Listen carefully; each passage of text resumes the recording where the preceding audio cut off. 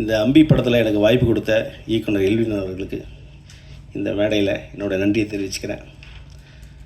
இந்த படம் வந்து முழுக்க முழுக்க ஒரு காமெடியான படம். சின்ன பட்ஜெட்டாக இருந்தாலும் இந்த கண்டென்ட்டை நம்பி இயக்குனர் அவரே தயாரிப்பாளர் கஷ்டப்பட்டு பண்ணியிருக்காரு. எங்கள் எல்லோரும் வந்து ரொம்ப ஜாலியாக இருந்தோம். ஏதோ ஒரு ஷூட்டிங் போன மாதிரி இல்லாமல் ஒரு டூர் போன மாதிரி இருந்தது. சொன்ன மாதிரியே ஷூட்டிங் முடிஞ்சு வரும்போது எல்லாருமே ரொம்ப இனி ஒரு வாரம் ஷூட்டிங் இருக்காதா அப்படிங்கிற மாதிரி இருந்துச்சு. ஏன்னா ஷூட்டிங் நாங்கள் அவ்வளோ ஜாலியாக இருப்போம். அப்புறம் நாங்கள் எல்லோரும் ஒரே ஹோட்டலில் தான் ஸ்டே பண்ணோம். ஷூட்டிங் முடிஞ்ச பிறகு ஆஹா சொல்லவே வேண்டியதில்லை. அது இமானா வச்சிருக்கிற இடம் இருந்தால் வேறு லெவலு. அவர் கூட ஒரு அவுட்டோர் ஷூட்டிங் போனால் எல்லாேருக்கும் ஒரு நல்ல ஒரு நம்பிக்கையான இருக்கும். நல்ல சாப்பாடு கிடைக்கும். அந்த ஊரில் எந்த ஹோட்டல் நல்லா இருக்குது, எங்கே மீன் குழம்பு நல்லா இருக்கும் அப்படிங்கிறது கண்டுபிடிச்சிடுவார். முதல் நாள் போனோன்னா அசிஸ்டன்ட் விட்டுட்டு இங்கே எங்கே ஹோட்டல் நல்ல ஹோட்டல் இருக்குது, மீன் குழம்பு எங்கே இருக்குது அப்படின்னு கண்டுபிடிச்சி சொல்லிடுவார். ஆமாம், மயில்சாமி அண்ணா இல்லாத குறைய அவர் தீக்கிறாரு. ஆமாம். ஸோ இந்த படம் வந்து எங்களுக்கு நடிக்கிறதுக்கு வந்து முழு சுதந்திரம் கொடுத்தாரு. நல்லா நடிக்கும்போது ஏதாவது சில விஷயம் தோணுச்சுன்னா, சார் இது பண்ணலாமா, பாபு நல்லா இருக்கே, இது பண்ணுங்கள், இது நல்லா இருக்குது, இது நல்லா இருக்குது அப்படிம்பாங்க. ஸோ எங்கள் எல்லாருக்கும் வந்து முழு சுதந்திரம் கொடுத்து எல்லோரும் வந்து ஒரு ஃபேமிலியாக வந்து ஜாலியாக நாங்கள் வந்து சிரித்து நடிச்சிட்டு இருக்கோம். இந்த படம் பார்க்கும்போது உங்களுக்கும் எல்லாருக்கும் ஃபேமிலியோடு வந்து ஜாலியாக என்ஜாய் பண்ணலாம். இந்த சம்மருக்கு வந்து இந்த படத்தை வந்து குடும்பத்தோடு வந்து தியேட்டரில் பாருங்கள். கண்டிப்பாக நீங்கள்லாம் ஆதரவு கொடுக்கணும். இந்த மாதிரி எங்களை மாதிரி சின்ன படங்களுக்கு நீங்கள் நிறைய ஆதரவு கொடுத்தீங்கன்னா மேலும் மேலும் அவங்க படம் எடுப்பாங்க. இன்றைக்கெல்லாம் வந்து ஒருத்தர் ஒரு படம் எடுத்துகிட்டு அடுத்த படம் எடுக்கிறதுக்கு நிறைய பேர் இல்லை. ஒரு படம் எடுத்துகிட்டு அடுத்த படம் எடுத்திங்களான்னா ரொம்ப கேப் விழுகுது. காரணம் என்னென்னா அந்த வெற்றி தான். ஒரு படத்துடைய வெற்றி ஒரே ஒரு வெற்றி தான். அது உங்கள் கையில் தான் இருக்குது. நீங்கள் இந்த படத்தை வந்து வெற்றி கொடுத்துட்டிங்கன்னா இவர் மறுபடியும் அடுத்த படம் எடுப்பார். கிட்டத்தட்ட ஒரு 80 குடும்பங்களுக்கு அவர் வந்து பொழப்பு கொடுக்குறாரு. ஒரு படம் எடுக்கும்போது அத்தனை தொழிலாளர்களுக்கு வந்துக்கு ஒரு வாய்ப்பு கொடுக்குறாரு. ஸோ இந்த படத்தை வந்து தயவு செய்து தியேட்டரில் வந்து பாருங்கள். நீங்கள் ஊடகங்களை எல்லாம் நினச்சிங்கன்னா இந்த படத்தை வந்து வெற்றி படம் ஆக்கலாம். இது நல்ல ஒரு ஜாலியான படம், எந்த கருத்து வேறுபாடு இல்லாமல் ஃபேமிலியோடு உட்காந்து ரசிக்கிற படம். ஸோ அவசியம் வந்து தியேட்டரில் பாருங்கள், ஆதரவு கொடுங்க. நன்றி. இயக்குனருக்கு நன்றியை சொல்லிக்கிறேன். அதே மாதிரி அண்ணாச்சி போனாலே அந்த இடம் ரொம்ப சிறப்பாக இருக்கும். ஹோட்டலும் நாட்டுக்கோழி இருக்கும் இல்லையா, அவங்கள அடிக்க வச்சு சமைச்சே கொண்டு வந்துடுவார். அதே மாதிரி என் மூத்தவன் பெரியவன் மோகன் வைத்தியா, அவனுக்கு நன்றியை சொல்லிக்கிறேன். அதே மாதிரி மேஜர் ராஜேந்திரன், அதே மாதிரி கோவி பாபு, அப்புறம் ராஜா, இது கேமராமேன் எங்களை ரொம்ப அழகாக அந்த படத்தில் காட்டியிருக்காரு. நீங்கள் பேசுகிறதாங்க டைலாக்கு டைரக்டர் எழுதி கொடுக்குறா பேச மாட்டிய உங்கள் நோக்கத்துக்கு பேசுகிறீ அப்படின்னு சொல்லுவார். வில்வில் சாரை பற்றி நான் இங்கே நிறையா சொல்லணும். ஏன்னா நல்ல ஒரு மனிதர். ஒரு மணியாக இருந்தாலும் ஃபோன் எடுத்து அண்ணே உங்களுக்கு சாப்பாடு வந்துருச்சா, நீங்கள் சாப்பிட்டீங்களா அப்படின்னு கேட்பார். அப்போ நான் சொல்லுவேன் அவர்கிட்ட சில நிறைய குறைகளை சொல்லுவேன். எனக்கு சாப்பாடு வந்துருச்சு, மோகன் வைத்தியா பெரியவனுக்கு தான் சாப்பாடு வரல, வேகமாக அவனுக்கு கொடுத்து விடுங்க, சண்டை போட்டுக்கிட்டு இருக்கேன் அப்படின்னு சொல்லி நான் சொல்லுவேன். அப்படி அதே மாதிரி அந்த மியூசிக் டைரக்டர் சொல்லிக்கிறேன்னு அவரை மறந்துட்டு தப்பாக நினச்சிக்கிறாதிய நல்ல பாடல்கள் கொடுத்துருக்காரு. அதே மாதிரி அந்த அக்கா, நீங்கள் அவங்க ரோபோக்கு அக்காவை நினச்சிருக்கீங்களா, அவங்க பேசுனதுனா கரெக்டு, கொஞ்சம் இங்கிலீஷில் அதிகமாக பேசுகிறாங்க. அதுதான் எனக்கு பிடிக்கல. ஏன்னா தமிழில் பேசியிருக்கலாம், கொஞ்சம் அதை ட்ரை பண்ணுங்கக்கா அடுத்த படத்தில். ஏன்னா பேசினியே கொஞ்சம் இடையில இங்கிலீஷ் வந்துச்சு. ஏன்னா இந்த இங்கிலீஷ் வார்த்தை எனக்கு அலர்ஜி. தமிழில் எனக்கு பிடிக்காத வார்த்தை இங்கிலீஷ் வார்த்தை தான், அதை நீங்கள் மாற்றிக்கிறீங்க. அதே மாதிரி மீச ராஜேந்திரனே நல்ல கண்டென்ட் சொல்லிட்டு போனார். இந்த கண்டென்ட்டுக்கு பலியாக போகிறது நம்ம மோகன் வைத்தியாரே. நாங்களாம் ஃப்ரீயாக போயிடுவோம். அவர் பேசும்போது அவனே அப்படி கிளாப்ஸ் பண்ணேன். நிச்சயம் ஏதாவது கல் வந்து விழுகு, அதுக்கு நாங்கள் பொறுப்பு இல்லை. நாங்கள்லாம் வந்து பேசும்போது சிரிக்கலை. நானும் அண்ணாச்சி குடிஞ்சிட்டேன் கிட்ட. அது ஒரு நல்ல வேலையை பார்த்துட்டோம். அப்புறம் உன்னை இந்த ஆடியோ லாட்ஜ் வரைக்கும் கூட்டிகிட்டு வந்து பழி உழுக்கணும் பார்க்குறாங்களே. நான் இருப்பேன் நல்லபடியாக இருப்பேன். சுண்டல்லாம் வாங்கி கொடுத்துட்டே சாப்பிடு, தண்ணியை குடி, வேறு எந்த சாப்பாடு வேணுமோ கேளு, வாங்கி கொடுத்துட்றேன். இந்த படத்தை பற்றி பேசணும்னா நிறையா பேசணும். ஏன்னா வில்லியன் சாருடைய மனைவி வந்து ப்ரொடியூசராக இருக்காங்க. அவங்க உண்மையிலே வந்து எல்லாரும் மனைவியை வந்து ஒரு டாக்டர் ஆக்கி பார்க்கணும், கலெக்டர் ஆக்கி பார்க்கணும்னு ஆசைப்படுவாங்க. ஆனால் முதல் முறையாக மனைவியை வந்து ஒரு தயாரிப்பாளர் ஆக்கியிருக்காரு. இன்னும் அவர் மனைவியை வந்து ஒரு டைரக்டராகவும் அவர் கொண்டுக்கிட்டு வரணும்னு நான் கடவுள்கிட்ட வேண்டிக்கிறேன். ஏன்னா அவங்கன்னா டைரக்டராக வந்தாங்கன்னா எங்களை மாதிரி ஆளுகளுக்கு நிறையா வேலை கொடுப்பாங்க. எனக்கு கொடுக்குறீங்களோ இல்லையோ, என்னுடைய செல்லமானவன் மூத்தவனுக்கு மோகன் வைத்தியாவுக்கு நிறையா படம் கிடைக்கணும்னு நான் அந்த கடவுள்கிட்ட வேண்டிக்கிறேன். இந்த அம்பி படத்தை பற்றி, அம்பி படத்தை பார்த்துட்டு நிறையா படம் அவரை கூப்பிட்டு இருக்கிற இயக்குனர் ஃபுல்லாக கமிட் பண்ணுங்கள், அதோடு சேர்த்து எங்களையும் கமிட் பண்ணிக்கிறங்க. நன்றி, வணக்கம். எல்வின் போசர் அவர்கள் எனக்கு நண்பர். இந்த படத்தை வலுக்கட்டாயமாக எனக்கு கொடுத்துட்டாரு. நான் தான் பண்ணணும்னு சொல்லி இந்த ஒரு நல்ல வாய்ப்பினை எனக்கு கொடுத்ததுக்கு எல்வின் போசர் அவர்களுக்கும் அவரோட துணைவியாருக்கும் ரொம்ப ரொம்ப நன்றி சொல்கிறேன். ரோபோ சார் முதல் முறையாக ஹீரோவாக அறிமுகமாகிற படத்தில் இசையமைக்கிறதுக்கு எனக்கு கிடைச்சது ஒரு பெரிய வாய்ப்பு. இத்தனை பேர் உட்கார்ந்துருக்கிறாங்க ஜாம்பவான்கள், அவர் எல்லாரும் கூட. ஃபஸ்ட்டு படம் பார்த்தோன்னே ரொம்ப ஹாப்பி ஆகிட்டேன். பேக்ரவுண்ட் ஸ்கோருக்கு படம் வரும்போது பார்த்தா ஒரு பட்டாளமே இருக்குது, நட்சத்திர பட்டாளமே இருக்குது அப்படின்னு ரொம்ப சந்தோஷப்பட்டேன். இவங்க சொல்லியிருந்தாங்க 4 பாட்டு. எம்எம் கீரவாணி அவர் பாடுவாரா நம்ம படத்துக்கு அப்படின்னு சந்தேகமாக இருந்துச்சு. பட் ரெக்வஸ்ட் பண்ணோம், பாடுறேன்னு சொன்னாங்க. ஹைதராபாத் வர சொன்னாங்க, போனோம், பாட வச்சிட்டோம். அதுக்கு சைந்தவி பாடினாங்க. இன்னொரு சின்ன பாட்டு ஒன்று, ஒரு பிட் சாங் ஒன்று இருக்குது, ஜிலுக்கு ஜிலுக்கு ஜில்லாலங்கடிங்கிற ஒரு பாட்டு இருக்குது. அது வந்து ட்ரம் சிவமணி பாடியிருக்காரு. அவர் முதல் முறையாக பாடியிருக்காரு சினிமாவில், ஃபஸ்ட் டைம் அவர் பாடியிருக்காரு. அது எல்லாமே சத்யபிரகாஷோடைய பாட்டு ஒன்று. தேவக்கூட்ட அபிராமி இன்றைக்கி சோஷியல் மீடியாவில் ரொம்ப பிரபலமான ஒரு சிங்கர். அவங்க பாடின ஒரு பாட்டு. இந்த மாதிரி 4 பாட்டு இந்த படத்தில். மறுபடியும் எல்லாருக்கும் நன்றி, ரொம்ப ரொம்ப நன்றி. இந்த வாய்ப்பினை கொடுத்ததுக்கு எல்வின் போசருக்கும் அவர் மனைவிக்கு நன்றி, அனைவருக்கும் நன்றி. தேங்க்யூ. அம்பி சேது படத்தில் என்னோட பேர் அபித குச்சலாம்பாளோட மாமா, அவளை கல்யாணம் பண்ணுற மாப்பிள்ளை அம்பிங்கிற அந்த பேரில் நடித்தார்.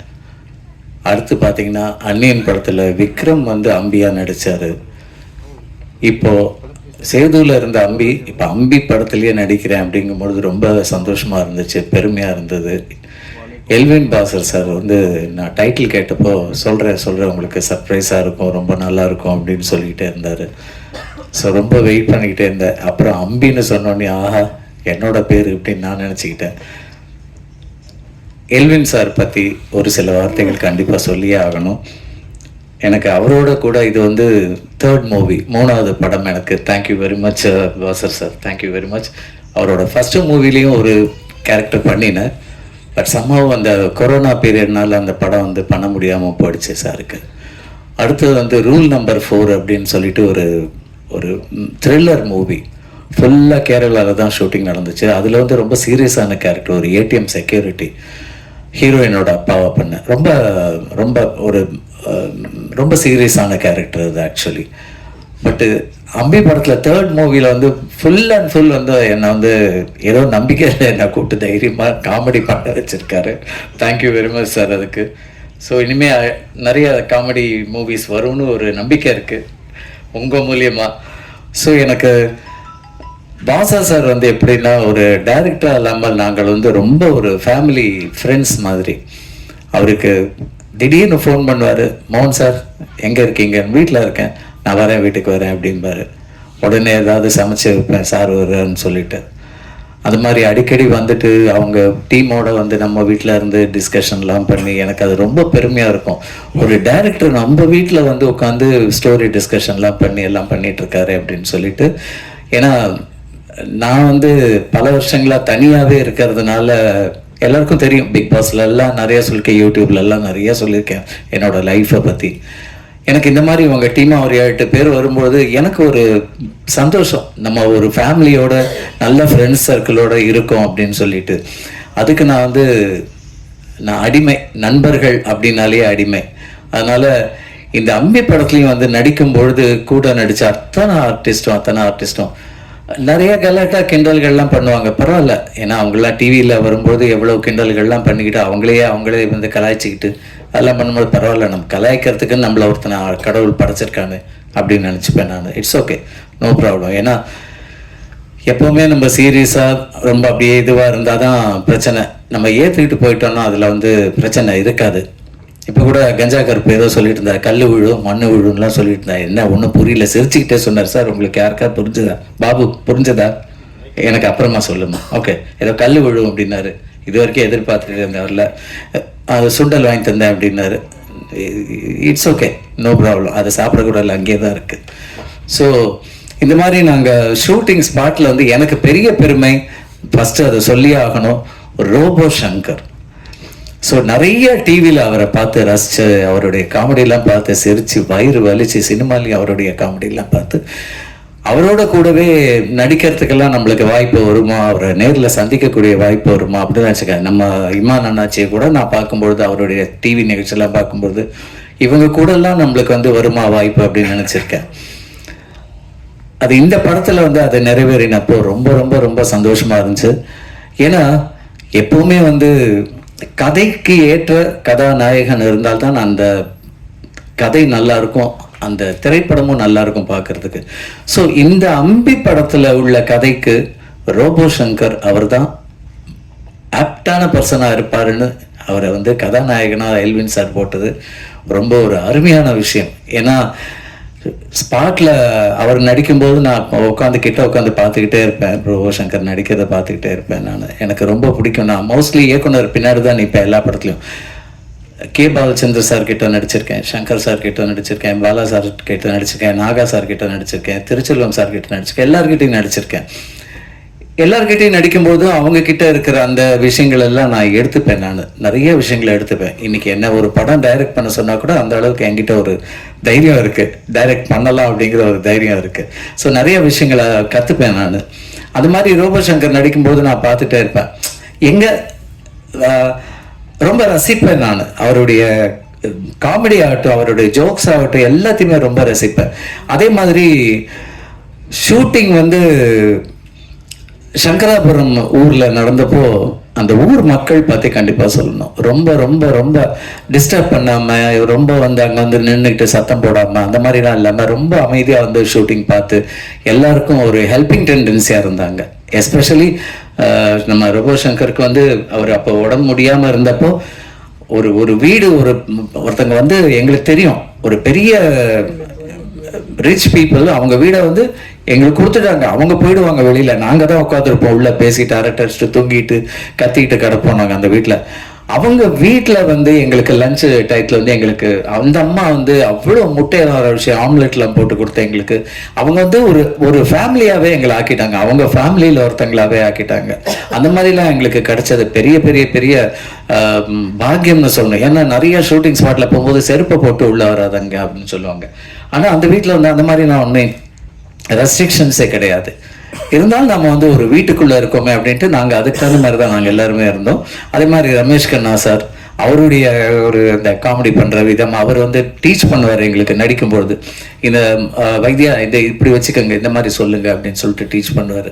நிறைய அவரும் எங்களுக்கு கூட ஹெல்ப் பண்ணார் டைரக்ட் பண்ணி. ஸோ நான், கஞ்சா கருப்பு, நம்ம இமான் அண்ணாச்சி எல்லாருமா சேர்ந்து, இன்னும் எங்கள் கூட இருந்த சில ஆர்டிஸ்டும் இங்கே இருக்காங்க, வந்திருக்காங்க, ஊர்லேருந்து வந்திருக்காங்க. ஹே, வெல்கம் ஆல் ஆஃப் யூ. ரொம்ப சந்தோஷம், ரொம்ப நாளைக்கு அப்புறம் பார்க்குறோம். ஸோ எல்லாருமே ரொம்ப ஒரு ஃபேமிலியாக தான் இருந்தோம். அவங்க சொன்ன மாதிரி ரொம்ப ஒரு ஃபேமிலியாக இருந்தோம்.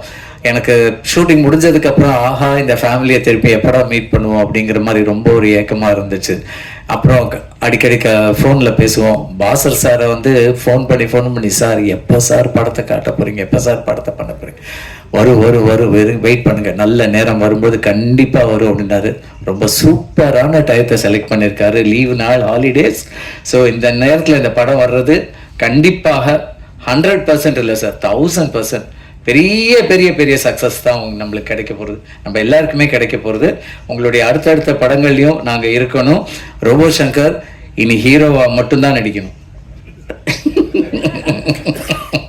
கை தாட்டுங்கப்பா, என்னப்பா கேட்டு வாங்க வேண்டியிருக்கு. சங்கர் உங்ககிட்ட அந்த இது இருக்கு சங்கர், கவலைப்படாதீங்க. உங்களுக்கு ஏற்ற மாதிரியான கதை இது வரும், கதைக்களம் வரும், கண்டிப்பாக நீங்கள் அதில் பண்ணுவீங்க. விடமாட்டோம், என்ன கேலி கிண்டல் இருந்தாலும் நான் கூடவே தான் இருப்பேன், உங்க கூட பண்ணுவேன். இமான் என்னாச்சு, உங்களோட நடித்தது பெரிய அனுபவம், மறக்கவே முடியாது என்னால். ஐயோ வாழ்க்கையிலேயே மறக்க முடியாது அந்த மாதிரி ஒரு அனுபவம் அவருடைய கஞ்சா கருப்போடு. நானும் கஞ்சா கருப்பு திடீர்னு ஒரு நாள் வந்து பெரியவனே எங்கடா சாப்பிட்டியாடான்னாரு கஞ்சா கருப்பு. இல்லடா சின்னவனே அப்படின்னா, அது கவுண்டமணி செந்தில் மாதிரி பிரம்மாண்டமா ஆயிடுச்சு. அதனால தான் இன்னைக்கு வந்து சின்னவன் பெரியவன் இருக்கான், சின்னவன் வந்திருக்கான், அப்படிதான் பேசிக்கிறோம் நாங்க. என்னங்க மனுஷன் தானுங்க எல்லாரும், அவ்வளோதாங்க. அந்த ஆர்டிஸ்ட், அந்த நடிகன், அதெல்லாம் வந்து நம்மளுக்கு கிடைச்ச ஒரு எக்ஸ்ட்ரா விஷயங்கள் தானே தவிர நமக்கு சொந்தமானது ஒண்ணுமே கிடையாது. அந்த பேர் புகழ் எல்லாமே அந்த பேருக்கு மட்டும்தான். அதனால இருக்கிற வரைக்கும் சந்தோஷமா இருப்போம். இந்த படம் வயிறு வலிக்குங்க கண்டிப்பா, அவ்வளோ காமெடி இருக்கு. காமெடி மட்டும் இல்லைங்க, இன்னும் ஒரு விஷயம் சொல்லணும் கண்டிப்பா. சார் வந்து பாஸ்கர் சார் வந்து இந்த படத்துல சில சீன்ல வந்து பாத்தீங்கன்னா மெசேஜஸ் இருக்கு. எனக்கு அதை என்ன ஒரு டைலாகாக சொல்லிட்டோன்னு வருது, நான் சொல்ல மாட்டேன். மெசேஜ் இருக்கு, ஒரு சில சீன்ல எல்லாம் மெசேஜஸ் இருக்கு படத்துல. கண்டிப்பாக அதை வந்து ரொம்ப ரசிச்சு பார்க்கணும். அதே மாதிரி மியூசிக் சார் ரொம்ப ரொம்ப அருமையா மியூசிக் பண்ணியிருக்காரு, ரொம்ப அழகா இருக்கு, பாட்டெல்லாம் ரொம்ப நல்லா இருக்கு கேட்கறதுக்கு, மீண்டும் மீண்டும் கேட்கணும்னு இருக்கு. அதே மாதிரி எங்க கேமராமேன் அவர் வந்து நம்மளை வந்து அந்த ஷார்ட்ல வந்து சார் இப்படி ரைட்ல வாங்க, லெஃப்ட்ல வாங்க, சென்டர்ல வாங்கன்னு நம்மள ரொம்ப அன்பா ரொம்ப அரவணைச்சு எங்களை எல்லாம் வந்து அவர் கஞ்சா கருப்பு சொன்ன மாதிரி அழகா காமிச்சிருக்காரு, எங்களெல்லாம் ரொம்ப அழகா காமிச்சிருக்காரு. எங்க சாரை காணும் sir. Thank you very much sir. எல்லாரும் கண்டிப்பா தியேட்டர்ல போய் பாருங்க அந்த படத்தை. ஓடிடில வருது, அது அதுக்கப்புறம் பார்க்கலாம். வந்ததுக்கப்புறம் நீங்கள் தேட்டரில் கண்டிப்பாக அந்த படத்தை ஒரு தடவை இல்லைங்க, ஒரு 10 தடவை 20 தடவை பார்ப்பீங்க போய். அதுவும் college boys and school children எல்லாருமே ஃபேமிலியோடு போய் பாருங்கள். தயவு செஞ்சு தேட்டரில் போய் பாருங்கள். ஏன்னா ரொம்ப நாளைக்கு அப்புறம் நீங்களா சிரித்து என்ஜாய் பண்ணக்கூடிய மாதிரியான ஒரு திரைப்படம் அம்பி. எனக்கு அம்பின்னு சொல்லும்போது எனக்கு உடனே எனக்கு சேது படம் தான் ஞாபகம் வருது எனக்கு. So thank you very much. அதே மாதிரி என்ன இந்த மாதிரி பேனர்லலாம் போட்டு என் ஃபோட்டோலாம் போஸ்டர்லாம் போட்டதில் ரொம்ப சந்தோஷம். ஏன்னா எத்தனையோ படம் நடிச்சிருக்கேன், எந்த படத்துக்கும் என்னோட ஃபோட்டோலாம் வந்ததே கிடையாது போஸ்டர்லலாம் ஒரு நாள் கூட. சார் அதுக்கு நான் ரொம்ப ரொம்ப ரொம்ப நன்றி சொல்கிறதுக்கு கடமைப்பட்டிருக்கேன். Thank you so much. என்ன நானும் போஸ்டரில் பார்க்கும்போது நானும் இதில் நடிச்சிருக்கேன்ல அப்படின்னு எனக்கு அப்போ தான் ஃபீல் வருது. எல்லா படத்தையும் தேட்டரில் போய் பார்ப்பேன். நான் நடித்த படங்கள்லாம் நிறைய, ஒரு 40 படம் நடிச்சிருக்கேன், 96 சீரியல் நடிச்சிருக்கேன், மியூசிக்கல் ஷோ நிறைய பண்ணியிருக்கேன். ராகம் சங்கீதம் ஃபஸ்ட்டு ஆரம்பித்தது ரியாலிட்டி ஷோ, அதுக்கப்புறம் வந்த ஷோஸ் தான் எல்லாமே. அது மூலிமா வந்தது அந்த பேரெல்லாம் எனக்கு. ஸோ என்னுடைய ஜேர்னி கிட்டத்தட்ட 42 வருஷமாக இந்த ஃபீல்டில் போயிட்டுருக்கு. ஸோ அது எனக்கு ரொம்ப பெருமை. இன்னும் நிறைய பாஸ்கர் சார் நிறைய திரைப்படங்கள் பண்ணணும், நிறைய நாங்கள்லாம் கூட இருக்கணும். Sir thank you very much once again இந்த ஒரு பெரிய ஆப்பர்ச்சுனிட்டி கொடுத்ததுக்கு. சங்கர் 2025 டைலாக் சொன்ன மாதிரி வந்துட்டீங்கல்ல, சும்மா அசத்த போகிறீங்க பாருங்கள், கலக்க போகுது மாதிரி அசத்த போகிறீங்க. இன்னும் நிறைய ஸ்டார்ஸ் எல்லாம் இருக்காங்க. ஐ திங்க் அவங்களாம் ஏதோ வெளிநாட்டில் இருக்காங்கன்னு நினைக்கிறேன், வெளியூர் போயிருக்காங்க, அதனால் வர முடியல. படத்தை பாருங்கள் கண்டிப்பாக. மீண்டும் மீடியா பீப்புள், ப்ரெஸ் பீப்புள் எல்லாருக்கும் என்னுடைய மனமார்ந்த நன்றி. மணி 12 ஆயிடுச்சு அப்படின்னு எல்லாருக்கும் ஒரு கொண்டாட்டம் வரத்தான் செய்யுது. என்ன வருதா இல்லையா? சிலருக்கு திண்டாட்டமாக இருக்குல்லையே, எப்படா முடிப்பீங்க, சீக்கிரமாக அனுப்புனீங்கன்னா வீட்டுக்கு வரேன். அடுத்து ரோபோ சங்கர் வேறு வெளியூருக்கு போக வேண்டியிருக்கு, அதனால் அங்கே ஃப்ளைட் வெயிட்டிங். அதனால் ரத்தின சுருக்கமாக ஃப்ளைட்டே வெயிட்டிங் அங்கே நிறுத்தி வச்சுருக்கோம் நாங்கள். ஆமாம், இந்த கண்டென்ட் கிடச்சிட்டா நம்ம அம்பி திரைப்படம். நான் என்ன பேசணும் அப்படின்னு நினச்ச எல்லாருமே பேசிட்டாங்க. மீண்டும் வந்து இந்த படத்தை பற்றி நம்ம ஒரு சில வார்த்தைகள் மட்டும் சொல்லி விடைபெறலான் இருக்கேன். எல்லாரும் சொன்ன மாதிரி இல்லை, அதாவது இப்போ என்கிட்ட வந்து எல்வின் சார் வந்து என் வீட்டில் வந்து கதை சொல்கிறதுக்காக வந்திருந்தாங்க. கதையில் அண்ணே ஒரு படம் பண்ண போகிறேன். சரி, கதை எப்படிண்ணே? இந்த மாதிரி பேர் சார். ஹீரோ யாருண்ணே அப்படின்னு. ஹீரோ வந்து ரோபோ சங்கர் பண்ணுறாரு அப்படின்னா எனக்கு ஷாக்கு. ரோபோ சங்கர் ஹீரோ பண்ணுறாரா? என்ன எல்லாருமே ஹீரோவை பண்ணுறாங்கனால இவரும் ஹீரோவுக்கு ஆசை வந்துட்டா, அதனால் அவர் ஹீரோவை பண்ண போகிறார். அவருக்கு ஒரு உடம்புக்கு வர சரியில்லைங்க, எப்படிங்க அவர் ஹீரோவை நடிப்பார் அப்படின்னு நான் கேட்டேன் சார்கிட்ட. இல்லைண்ணே, நான் வந்து முதல்ல ரோபோ சங்கர்கிட்ட தான் அந்த விவரத்தெல்லாம் சொல்லி அண்ணே இது எப்படி உங்களுடைய உடல்நலம் அதுக்கு ஒத்துக்குமா அப்படிலாம் கேட்டேன். இல்லைண்ணே நம்ம கண்டிப்பாக பண்ணிக்கிடுவோம் அப்படின்னு அவருடைய கான்ஃபிடெண்ட்டாக அவர் சொன்னதை வச்சு தான் நான் அந்த படத்தை ஆரம்பிக்கிறேன் அப்படின்னு சொல்லி சொன்னாங்க. இருந்தாலும் எனக்கு ஒரு சின்ன டவுட். என்னென்னா பத்திரிகை வாயிலாக கேள்விப்படுற தகவல்கள் அதெல்லாம் நம்ம எல்லாருமே ஒரு ஷாக்கில் தான் இருந்திருப்போம். நிறைய பேர் சொன்னாங்க ரோபோ சங்கரா அவ்வளோதான், ரோபோ சங்கருடைய லைஃபே முடிஞ்சிட்டு அப்படிலாம் சொன்னாங்களே. ஆனால் நான் எல்லார்கிட்ட என்ன சொன்னேன் அப்படின்னா, அவரெல்லாம் அவ்வளோ சீக்கிரம் முடிகிறாள் கிடையாடா, ஃபீனிக்ஸ் பறவை மாதிரி அவர் வந்து அப்படி பழையபடி வருவார் அப்படின்னு கடவுள்கிட்ட இப்பவும் நான் வேண்டிக்கிட்டேன். அதே அந்த கடவுள் இன்றைக்கி ஒரு ஆரோக்கியமான ஒரு ரோபோ சங்கரை நம்ம முன்னாடி உட்கார வச்சுக்கார் அப்படின்னா அந்த கடவுளுக்கு நன்றி சொல்லணும். ஷூட்டிங் ஆரம்பித்தது அதே எல்வின் சார் கூட நான் இதான் முதல் படம் பண்ணுறோம். எல்லாம் நாங்கள் டீமே ஒரு ஜாலியான டீமாக அங்கே போன பிறகு தான் எனக்கே தெரிஞ்சிருது, நம்ம டீமில் இவ்வளோ பேர் இருக்காங்களா அப்படின்னு. எல்லாம் புதுசாலாம் நடிக்கிறாங்க. நம்ம செந்தில், அப்புறம் ஒரு முத்து, அவர் பீரான்லாம் அந்த ஊருக்கார், அவங்களாம் அங்கே வந்து எங்கள் டீமோடு இருக்கும்போது எல்லாருமே நாங்கள் ஒரு அழகான ஒரு ஜாலியான ஒரு டீமாக ஷூட்டிங் போயிட்டு இருக்கும்போது நான் இடையில டேரக்டரை கேட்டுக்கிறேன், அண்ணே படம் எப்படி வந்துட்டுருக்கு, நாங்கள் நடிக்கிறது தான் படம்லாம் அப்படிலாம் கிடையாது, நீங்கள் என்ன யோசிச்சிருக்கீங்களோ அது வருதா, அதை கொஞ்சம் தயவுசெய்து கவனிச்சிருங்க, நாங்கள் ஒரு ஜாலி டீமோடு சேர்ந்து ட்ராவல் பண்ணி போயிட்டுருக்கு, ஆமாம் உங்களுக்கு என்ன வேணுமோ அது கரெக்டாக வருதா அப்படின்னு. அண்ணாச்சி நீங்கள் எவ்வளவு ஜாலியாக இருக்கீங்கன்னு நாங்கள் பார்த்துட்டு தான் இருக்கேன், ஆனாலும் நான் என்ன யோசித்து வச்சுருக்கனோ அது வர்ற வரைக்கும் நானும் உங்களை ஜாலியாகவே நான் அந்த சீன்லாம் எடுத்துருவேன் அப்படின்னு சொல்லி மிக அற்புதமாக அந்த அவருக்கு தேவையான காட்சிகளை படமாக்கியிருக்காரு. படம் அவங்க எல்லாருமே பார்த்தாங்க, நான் இன்னும் பார்க்கல. ரோபான்டா இப்போ கேட்டேன், தலைவா எப்படி நீங்கள் நடிச்சிருக்கீங்களான்னு சொல்லக்கூடாது, படம் மொத்தத்தில் எப்படி நல்லா வந்திருக்கா அப்படின்னா எல்லாரும் பார்த்து ரசிக்கக்கூடிய ஒரு அற்புதமான படமாக வந்திருக்கு அப்படின்னு ரோபானை சொன்னார். அட்வான்ஸ் ரோபோனனுக்கு வாழ்த்துக்கள். ஆமாம், ஹீரோ அவதாரம் எடுத்திருக்கக்கூடிய என்னுடைய பாசத்திற்குரிய சகோதரர். ஆமாம், இந்த படத்தில் மட்டும்தான் ஹீரோ இல்லை, நான் தொடர்ந்து ஹீரோவாக தான் நடிப்பேன் அப்படின்னு சொல்லி டக்குன்னு சொல்லிடுறாங்க. ஏன்னா அடுத்து நீங்கள் உங்களுடைய சேவை எங்களுக்கு தேவை. ஏன்னா ரோபோ சங்கர் வந்தார்னா அவருடைய காமெடிக்கு அப்படி அன்னைக்கு காலையில் 6 மணி இருக்கும், அந்த நகைச்சுவையெல்லாம் காலம் கடந்தும் அதை மறக்கவே முடியாது. அப்படிப்பட்ட திறமைக்கு சொந்தக்காரர் அன்பு ரோபோ சங்கர் அவர்கள். இந்த படம் மிகப்பெரிய ஹிட்டு.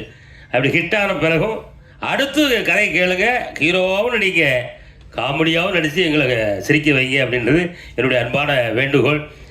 கண்டிப்பாக அதை செய்வார் நம்புகிறேன்.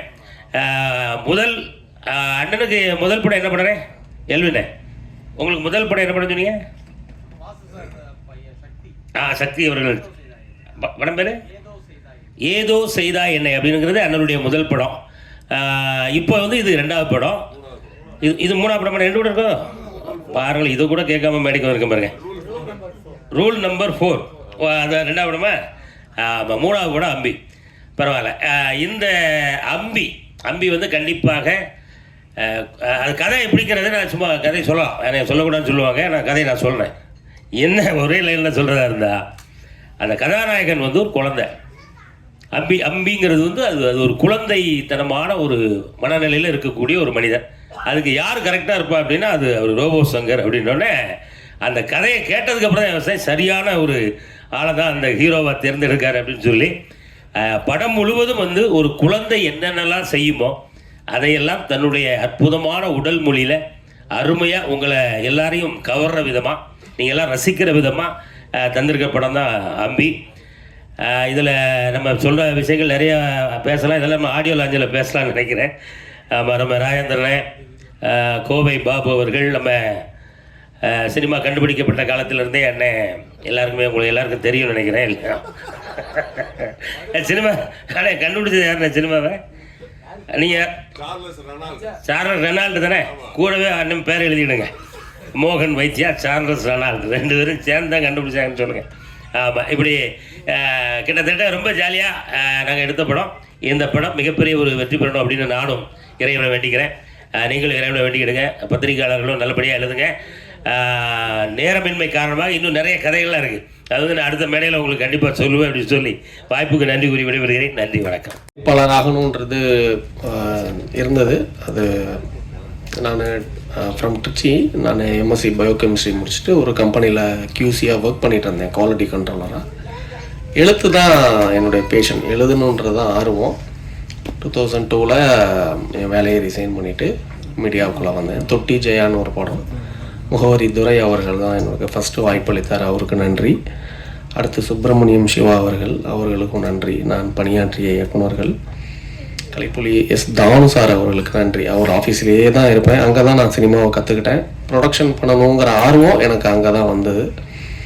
அப்புறம் என்னுடைய மனைவி கல்யாணம் ஆனதுலேருந்து எனக்கு என்னுடைய நல்லா எழுதுறேன்னு அந்த ஒரு என்கரேஜ் தான். குடும்பத்தினர் அனைவருக்கும் நான் இந்த நேரத்தில் நான் நன்றி சொல்லணும். இந்த படத்தை பற்றி சொல்லணும்னா, இது நான் ஃபஸ்ட்டு ரோபோவை போய் மீட் பண்ணும்போது நான் ரோபோ மூலிமா, ரோபோவோட ஃப்ரெண்டு ஒரு ஹீரோ, அவருக்கு தான் சொல்லலான்னு நான் ரோபோவை மீட் பண்ணேன். ஆனால் மீட் பண்ணும்போது ரோபோ ரொம்ப ஸ்லிம்மாக பார்க்குறதுக்கு நான் வித்தியாசமாக எனக்கு ரொம்ப பிடிச்சிருந்தது. அன்றைக்கே டிசைட் பண்ணிட்டேன் இது ரோபோவே நடிக்க வச்சிடலான்னு.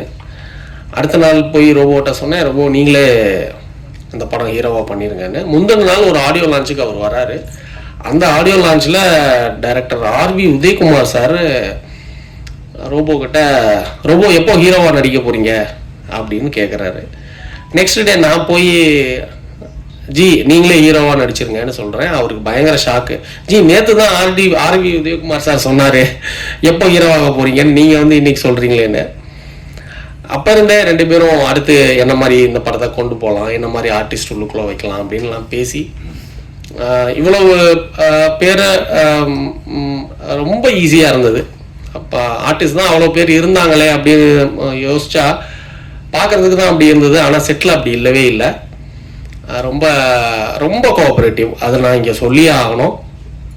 ஒரு சின்ன ஒரு எனக்கு ஒரு நான் டென்ஷனே இல்லைன்னு சொல்கிறாங்க. ப்ரொடக்ஷனும் பார்த்து டைரக்ஷனும் பார்க்குறது கண்டிப்பாக டென்ஷன் தான். ஆனால் இவ்வளோ ஆர்டிஸ்ட் இருந்தும் எனக்கு டென்ஷன் ஆகலை. குறிப்பாக நான் ரமேஷ் கண்ணா சாரை இங்கே நான் சொல்லியே ஆகணும். டேக் ஓகே, அடுத்த ஷாட்டுக்கு லைட் பண்ணணும் போது அங்கேயே தான் உட்காந்துருப்பார், வேற எங்கேயுமே போக மாட்டார். நமோ நாராயணா சாரும் ரொம்ப கோஆப்ரேட்டிவ். இங்கே அவங்க ரெண்டு பேரும் வரலை, நான் அவங்கள பற்றி நான் சொல்லி ஆகணும்.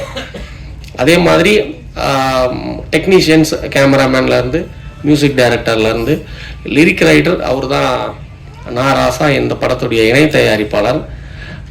சின்ன சின்ன ஒரு பணப்பிரச்சனை வரும்போதெல்லாம் எனக்கு வந்து அப்பப்போ ஹெல்ப் பண்ணிக்கிட்டே வண்டி அப்படியே நிற்காம டக்குன்னு ஓட வச்சதில் அவருக்கு ஒரு பெரிய பங்கு இருக்குது. நான் இந்த இடத்துல நான் அது நன்றி சொல்லி ஆகணும். வந்து அதே மாதிரி படம் முடிஞ்சதுக்கப்புறம் எப்படி நம்ம இதை கொண்டு போகலாம் அப்படின்னு பார்க்கும்போது எனக்கு TN ஸ்ரீனிவாசன் சார், அவர் ரொம்ப வருஷமாக பிஸ்னஸில் இருக்கிறவர் சினிமாவில், அவர்கிட்ட போய் சொன்ன உடனேவே அவர் வந்து மூவி நல்லா இருக்கு, நான் இதை கரெக்டாக நம்ம கொண்டு போய் சேர்த்துடலான்னு பிஸ்னஸ் கம்ப்ளீட்டாக TNS தான் பார்த்தாரு. ஒரு நல்ல இடத்துக்கு இந்த படம் வந்ததுக்கு காரணம் TNS அவர்கள். அவருக்கும் நான் இந்த நேரத்தில் என்னுடைய நன்றியை சொல்லிக்கிறேன். இந்த படம் வந்து எஸ்பிச்சர்ஸ் சீனு சார் ரிலீஸ் பண்ணுறாங்க தமிழ்நாடு தியேட்டரிக்கல், அவருக்கும் நன்றி. படம் பார்த்த உடனே அவருக்கு பிடிச்சிருச்சு, உடனேவே சொல்லிட்டாரு சார் நல்லா இருக்கு நான் ரிலீஸ் பண்ணுறேன் அப்படின்னு சொல்லி, அவருக்கும் இந்த நேரத்தில் நான் நன்றியை சொல்லிக்கிறேன். அப்புறம் ரோபோ சொல்லவே வேணாம், நான் இந்த ஒரு கதாபாத்திரமாக தான் இருக்கணும், அது எங்கேயுமே அது ஒரு காமெடியனாக தெரியவே கூடாது, இந்த கேரக்டராகவே தான் இருக்கணும் அப்படின்னு நான் சொல்லியிருந்தேன். அது கடைசி வரைக்கும் நீங்கள் படம் பார்த்தீங்கன்னா தெரியும், அவர் கேரக்டராகவே தான் இருந்தார்.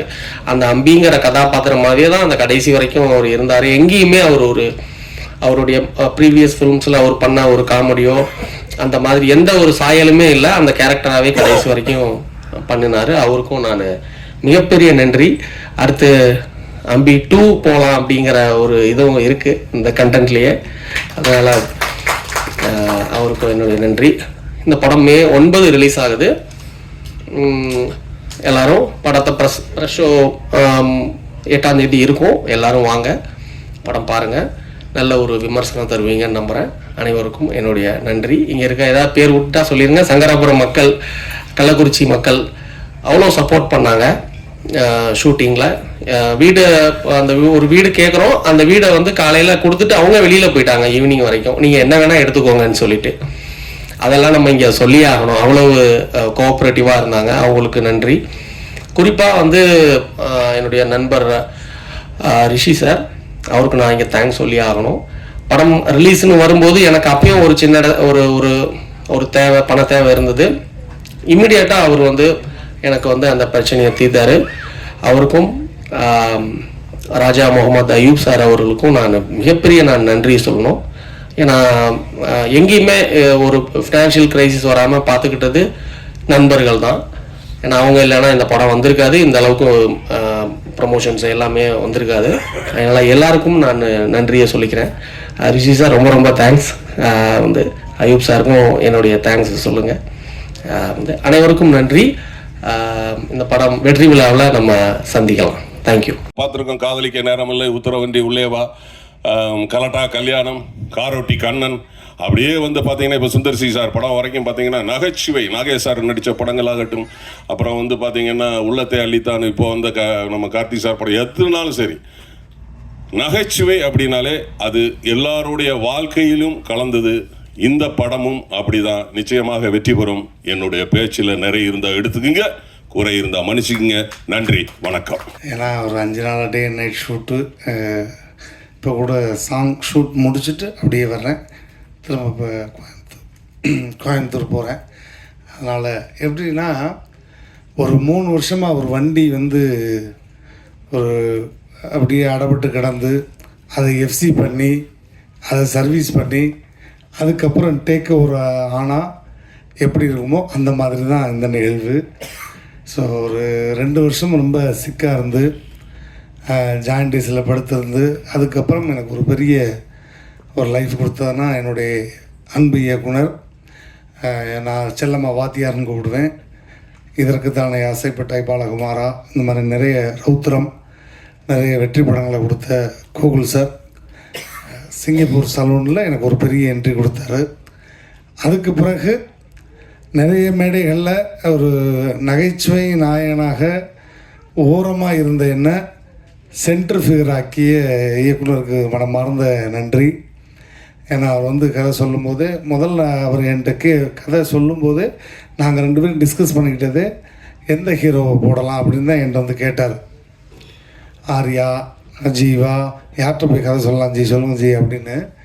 ஆனால் அதே கதையை என்கிட்டையும் சொல்லி என்னை ஹீரோவாக வரணுப்போ எனக்கு தெரியாது.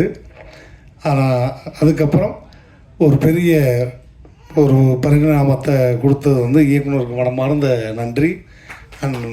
தயாரிப்பாளர் சகோதரி பிரசாந்தினி, அவங்களுடைய மனைவி, அவங்களுக்கு ரொம்ப ரொம்ப நன்றி. அதே மாதிரி என் கூட பயணித்து இந்த படத்துக்கு உறுதுணையாக இருந்த என்னை அவ்வளோ அழகாக பார்த்துக்கிட்ட மேடையில் இருக்கக்கூடிய ஒட்டுமொத்த கலைஞர்களுக்கும் மனமார்ந்த நன்றி. அண்ட் மீடியா பீப்புள், நீங்கள் இல்லைன்னா வந்து எதுவுமே சாத்தியம் கிடையாது. ஏன்னா நிறைய விஷயங்கள் உங்கள் முன்னாடி நான் இங்கே வந்து பெர்ஃபார்ம் பண்ணியிருக்கேன், பேசியிருக்கேன். பட் இன்றைக்கி அதை தாண்டி கிட்டத்தட்ட நானும் சினிமாவுக்கு வந்து 2001 கிட்டத்தட்ட 25 வருட காலத்துக்கு பிறகு ஒரு மேடை கலைஞனாக இருந்து நகைச்சுவை கலைஞன், mimicry artist, dancer, anchor, performer இப்படிலாம் தாண்டி இந்த படத்தில் வந்து கதையின் நாயகன். அவ்வளோதான், ஹீரோலாம் கிடையாது.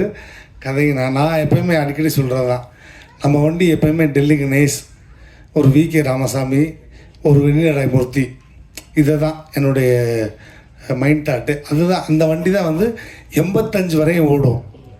85 வயசு வரை அது வாட்டுக்கு போய்கிட்டே இருக்கும், பிரச்சனையே கிடையாது. ஹீரோன்னு போயிட்டு இப்போ சொன்ன மாதிரி அடுத்து நான் ஹீரோவாகத்தான் பண்ணுவேன், தலைகீழாகத்தான் குதிப்பேன் அப்படின்னா அது இந்த படத்துக்கு கதையின் நாயகன். அதனால் ரொம்ப ரொம்ப சந்தோஷம். ரெண்டாவது, நான் அப்போ இருந்த கண்டிஷனில் என்னால் ஒரு 10 நிமிஷம் வெயில் நிற்க முடியாது, கேர் ஆயிடுவேன்.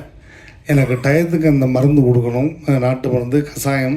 இப்போ வரையும் அந்த மருந்து எடுத்துக்கிட்டு தான் இருக்கேன். எனக்கு கிட்டத்தட்ட ஒரு 3 வருஷம் எடுத்துக்கணும் அப்படின்னு சொன்னாங்க. இப்போ வரையும் பத்திய சாப்பாடு தான். வீட்டில் இருந்து ஷூட்டிங் போனால் கூட, ப்ரோக்ராம் போனால் கூட வீட்டில் இருந்து அந்த பழைய கஞ்சி, வெங்காயம் இதுதான் என்னுடைய சாப்பாடு. ஸோ அதை வந்து கேர் பண்ணிக்கணும் அப்படின்றப்ப ரொம்ப ரொம்ப கஷ்டம். அதை தாண்டி பொதுவாக எல்லாத்துக்கும் வந்து அப்போ எப்படி வந்து இயக்குனருக்கு வந்து மனைவி ரொம்ப சப்போர்ட்டாக இருக்காங்களோ அது மாதிரி என்னை கரம் பிடிச்சதுலேருந்து இந்த நிமிடம் வரை என்னை பத்திரமா வந்து பார்த்துக்கிட்டு, டயத்துக்கு என்ன வேணுமோ கொடுத்து, என்னை அவ்வளோ அழகாக பார்த்துக்கிட்டு, என்னை பெரிய ஒரு டேக் ஓவர் பண்ணி மீண்டும் மறுபடியும் ஒரு எல்லாரும் அண்ணாச்சி சொன்ன மாதிரி ரூபோஷங்கருக்கு முடிஞ்சு இனிமேல் அவ்வளோதான். நான் காதுக்கு இதை கேட்டிருக்கேன், நம்ம சினிமா வட்டாரத்தில் அடுத்து ரூபோ தான் போல் அவ்வளோதான் அப்படின்லாம் பேசியிருக்காங்க. ஆனால் அதை தாண்டி மீண்டும் என்னை களமிறக்கிய என்னுடைய மனைவிக்கு மிகப்பெரிய நன்றி இந்த மேடையில். ஏன்னா தாய்க்கு பின் தாரம்னு சொல்லுவாங்க. எனக்கு வந்து தாரமே ஒரு தாயாக வந்த மாதிரி இப்போ வரையும் பார்த்துக்கிட்டு இருக்கா. ஸோ ரொம்ப ரொம்ப அவளுக்கும் இந்த இடத்துல நன்றி, என் மகளுக்கும் நன்றி, மேடையில் இருக்கக்கூடிய எல்லா கலைஞர்களுக்கும் என்னுடைய மனமான நன்றி. குறிப்பாக இந்த படத்தில் இருந்து அந்த பாட்டு பாடிய ஆஸ்கார் நாயகன் மரியாதைக்குரிய Keeravani sir and drums woman என்ன அண்ட் மற்ற ஜிவி பிரகாஷுடைய மனைவியார், அவங்களுக்கும் என்னுடைய மனமார்ந்த நன்றி. அண்ட் இசையமைப்பாளருக்கு ரொம்ப ரொம்ப நன்றி. எனக்கெல்லாம் வந்து அந்த பாட்டுக்கு ரொமான்ஸ் பண்ணுறப்பெல்லாம் நான் பரிதவிச்சிட்டேன். மேடையில் நான் சும்மா வந்து பேச விட்டால் என்ன வேணாலும் பேசிடலாம், ஆனால் ரொமான்ஸுன்றது எவ்வளோ கஷ்டம்ன்றது அன்றைக்கி தான் நான் பார்த்தேன். அந்த பிள்ளையை கையை பிடிச்சி இழுத்து தூக்குறக்குள்ளே படாத பாடு விட்டு போனேன். ஆனால் டைரக்டர் 4 தடவை தூக்கி இறக்கிட்டார். இல்லைங்க இப்படி தூக்குங்க, இப்படி தூக்கி சோமோஸில் இறக்குங்க ரோபாஜி அப்படின்னு. அந்த வாக்கிய வரப்புக்குள்ளே நானே கிருகிருன்னு அப்பப்போ பிபி மாத்திரை போட்டுக்கிட்டு இருக்கேன். இதில் கடும் வெயில், மொட்டை பாறை, இதில் ஓடி வாங்க, இதில் சறுக்கிக்கிட்டு வருவா, இப்படி பிடிங்கன்னா என்னையை பிடிக்கிறதுக்கே 2 பேர் வேணுமியா, இதில் அந்த பிள்ளைய வேற பிடிக்கணுமா அப்படின்ற அளவுக்கு. பட் அதையும் தாண்டி ரொம்ப அழகாக அந்த ஊர் மக்களுக்கு என்னுடைய மனமார்ந்த நன்றி. ஏன்னா எனக்கு வந்து அடுத்த ஹீரோவாக ஒரு பரிணாமம் அப்படின்னும்போது சங்கர்ன்ற பேருக்கு ஏற்ற மாதிரி சங்கராபுரம் அந்த ஊர் மக்கள் என்னை அவ்வளோ அழகாக பார்த்துக்கிட்டாங்க. என்னை மட்டும் இல்லை, ஹோல் டீமையுமே சாப்பாடுலேருந்து எல்லாமே அவ்வளோ அழகாக பார்த்துக்கிட்டாங்க. அந்த ஊர் மக்களுக்கு நன்றி. அதே மாதிரி நிறைய மேடைகளில் ஒருத்தருக்கு நன்றி சொல்வேன். இந்த மேடையிலேயே அவருக்கும் நான் நன்றி சொல்லி ஆகணும். ஏன்னா கலக்கப்போகுது யார் அப்படிங்கிற ஒரு நிகழ்ச்சி வரும்பொழுது நான் வந்து மேடை கலைஞனா அவ்வளோ பிஸி. நான் இதுவரையும் கிட்டத்தட்ட மேடையில் மைக் பிடிச்சி இதோட 33 ஆண்டுகள் ஆகுது. 33 வருஷம் கடந்து மேடையில் மைக் பிடிச்சி நிகழ்ச்சி பண்ணிகிட்டு இருக்கேன். கிட்டத்தட்ட 18,000 மேடைகளுக்கு மேலே நிகழ்ச்சி பண்ணிட்டேன். அப்படி பிஸி. ஒரு நாளைக்கு 9 ஷோ 10 ஷோ பண்ண ஒரே ஆள் நானாக தான் இருப்பேன்னு நினைக்கிறேன் அப்போல்லாம். ஏன்னா 1/2 ஹவருக்கு ஒரு ஸ்டேஜ். காலையில் சாயங்காலம் 6 மணிக்கு கிளம்புனா நைட்டு 2 மணிக்குள்ளே 10 ஷோ முடிச்சுட்டு வந்துடுவேன். சம்பளம் 100 ரூபா 150 ரூபா தான். ஆனால் 10 ஷோ முடிச்சுட்டு விடிய காலம் 4 மணிக்கு தான் வீட்டுக்கு வருவேன். அவ்வளோ பிஸியாக இருக்கும்போது இப்போ கலக்கப்போகுது யார் அப்படிங்கிற ஒரு நிகழ்ச்சி வந்து ஆரம்பிக்க போகிறாங்க விஜய் தொலைக்காட்சியில். அப்போ எனக்கு அண்ணன் பாஸ்கரன் அண்ணன் வந்து ரொம்ப வருஷம் பழக்கம். அண்ணன் வந்து தம்பி இது வந்து ஒரு தடவை ஆடிஷன் அட்டன் பண்ணிட்டு போ அப்படின்னாரு. அண்ணே எதுக்குன்னு வந்தால் ஒரு எபிசோடு வருவோம் அவ்வளோதான். ஆனால் அந்த நேரத்தை விட்டுட்டா ஒரு 3 நிகழ்ச்சி பண்ணால் எனக்கு 300 ரூபா வந்துடும்ண்ணே, நான் போகிறேன்னே அப்படின்னேன். இல்லைடா ஒரு 5 நிமிஷம் ஆடிஷன் மட்டும் அட்டன் பண்ணிட்டு போன்னு கமல் சார் மாதிரி விஜயகாந்த் சார் மாதிரி இன்னும் பேசிட்டு மட்டும் போ, அதுக்கப்புறம் வருது வரல அவர் பார்த்துக்கலான்னு என்னை கையை பிடிச்சி தரத்தன்னு இந்த ஸ்கூல் பிள்ளையில் கொண்டு போய் விடுற மாதிரி என்னை உள்ளே தள்ளி விட்டு ஒரு 5 நிமிஷம் பெர்ஃபார்ம் பண்ண வச்சார். அந்த 5 நிமிடம் பெர்ஃபார்மன்ஸ் தான் அதுக்கப்புறம் இன்றைக்கு இந்த மேடையில் நிற்கிற வரையும் என்னை வந்து உலகம் ஃபுல்லாக காமிச்சிருக்குன்னா அதற்கு காரணம் பாஸ்கரனே. ரொம்ப ரொம்ப நன்றிண்ணே. அண்ட் ஃபைட் மாஸ்டர், நமக்கு ஃபைட்டுக்கும் சம்மந்தமே கிடையாது. இருந்தாலும் ஒரே நாளில் அவ்வளோ அழகாக இவருக்கு என்ன வரும் அப்படின்றத புரிஞ்சுக்கிட்டு அவ்வளோ அழகாக கம்போஸ் பண்ணார். ஸோ ஃபைட் மாஸ்டருக்கு உங்களுடைய மனமார்ந்த நன்றி. அண்ட் டான்ஸ் மாஸ்டர் எல்லாருக்கும் மனமார்ந்த நன்றி. ஃபைனலாக வந்து நன்றி சொல்லணும்னா, நான் உடல் உயிர் மூச்சு எல்லாம் எப்போவுமே அண்ணன் எப்படி சொன்னாரோ அது மாதிரி தான். எங்கள் ஆண்டவர் பத்மஸ்ரீ டாக்டர் கமலுக்காக உடல் மண்ணுக்கு உயிர் கமலுக்கு, அப்படி தான் நான் எப்போயுமே பேசுவேன். ஸோ ஃபஸ்ட் லுக்லேருந்து எல்லாமே ரிலீஸ் பண்ணி அவ்வளவு சப்போர்ட்டிவாக எனக்கு கேட்ட உடனே பண்ணி கொடுத்தாரு. என் மகள் கல்யாணத்துக்குமே வந்து எங்கேயோ பிரச்சாரத்தில் இருந்து எனக்காக சிரத்தை எடுத்து வந்து அந்த மேடையில் நின்று அவ்வளோ தூரம் பேசிட்டு போனார். இன்றைக்கி என் பேரனுக்கும் அவர் சொன்ன மாதிரியே அவ்வளோ அழகாக நட்சத்திரன் அப்படின்னு அவ்வளோ அழகாக பேர் வச்சு சிறப்பு பண்ணியிருக்காரு. ஸோ நான் சாகும் வரை மறக்க முடியாத ஒரு ஆஸ்தான குரு உலகநாயன் அவர்கள். அதே மாதிரி தனுஷாருக்கு எப்பயுமே நான் நன்றி சொல்லுவேன். ஏன்னா நான் வந்து சின்னத்திரையிலேருந்து வெள்ளித்திரைக்கு போகும்போது ஒரு கலைஞனுக்கு வந்து அந்த ஸ்பேஸ் கொடுக்கணும். மாறிங்கிற ஒரு படம் இல்லைன்னா எனக்கு வந்து வெள்ளித்திரையில் அதுக்கு முன்னாடிலாம் வந்து ஒரு மெமிக்ரி ஆர்டிஸ்ட்டை மட்டும்தான் பயன்படுத்துவாங்க. நான் நிறைய படங்களில் ஒரே ஒரு சீன் கேப்டன் மாதிரி வந்து நடிச்சுட்டு போங்க, ஒரே ஒரு சீன் நடிகர் தலை மாதிரி ஒரு சீன் பண்ணிட்டு போங்க அப்படிம்பாங்க. என்னடா நமக்கான யூனிக் ஒன்றுமே இல்லையா, நம்மள்கிட்ட இருக்கே, அதை எப்படி சொல்கிறது அப்படின்னு தெரியாமல் தவிச்சுக்கிட்டு இருந்த காலம் போய் என்னுடைய யூனிக் பாடி லாங்குவேஜை கண்டுபிடிச்சது வந்து கோகுல் சார் தான். ஆனால் அந்த மாரி திரைப்படத்தில் பாலாஜி மோகன் அவர்கள் கூப்பிட்டு அந்த வாய்ப்பு கொடுத்தாரு. வாயை மூடி பேசுவோம் திரைப்படத்துக்கு அப்புறம் தனுஷ் சாரோட சேர்ந்து அவ்வளோ பெரிய ஸ்டாரோடு நடிக்கும்போது நம்ம எவ்வளவோ விஷயங்கள் ஆன் தி ஸ்பாட்டு தான். அந்த படத்தில் வரக்கூடிய மாரி 1 மாரி 2 எல்லாமே ஆன் ஸ்பாட்டில் நான் போட்ட டைலாக் தான். அதை எதையுமே வந்து டப்பிங்லேயும் அப்படியே பேசியிருக்காங்க, எதையுமே கரெக்ஷன் பண்ணவே வேண்டாம். அவ்வளோ அழகாக அந்த ஸ்பேஸ் கொடுத்து என் லைஃப்லேயும் முக்கியமான சில உதவிகளும் பண்ணிய தனுஷ் சார், அவரை வந்து மறந்தேன்னு சொன்னால் அன்றைக்கி மதியம் உணவு கூட எனக்கு கிடைக்காது. அந்த இடத்துல தனுஷ் சாரை வச்சுருக்கேன். ஏன்னா அந்த படத்தில் நடிக்கும்போதே நான் உங்கள் கூட இவ்வளோ அழகாக ஜெல்லாகிறேன்னா அதுக்கு காரணம் அவருடைய செல்லப்பிள்ளை தான். எப்படி கமல் சாருக்கு செல்லப்பிள்ளையோ அது மாதிரி தனுஷ் சாருக்கு நான் ரொம்ப செல்லப்பிள்ளை. உங்கள்கிட்ட நான் இவ்வளோ தூரம் ஜெல்லாகிறதுக்கு காரணம் என்ன தெரியுமா சார்? என்னுடைய ராசி தான் சார் அப்படின்ட்டு இருக்கேன். என்ன ராசி அப்படின்னு, தனுஷ் ராசி அப்படின்னாரு. தனுஷ் ராசின்னு சொன்னேன். ஸோ அந்த மாதிரி எனக்கு ரொம்ப மிகப்பெரிய ஒரு சிச்சுவேஷனில் மிகப்பெரிய உதவி செஞ்சு இன்றைக்கி நான் வந்து ஹாப்பியாக இருக்கேன்னு அது காரணம் தனுஷ் சார் அவர்கள். அவருக்கு எப்பயுமே நன்றி. அண்ட் இந்த படம் வந்து மே 9ஆம் தேதி வருது. நாங்கள் வந்து ஆஸ்காருக்கு படம் பண்ணலை, ஆடியன்ஸுக்கு தான் படம் பண்ணியிருக்கோம்.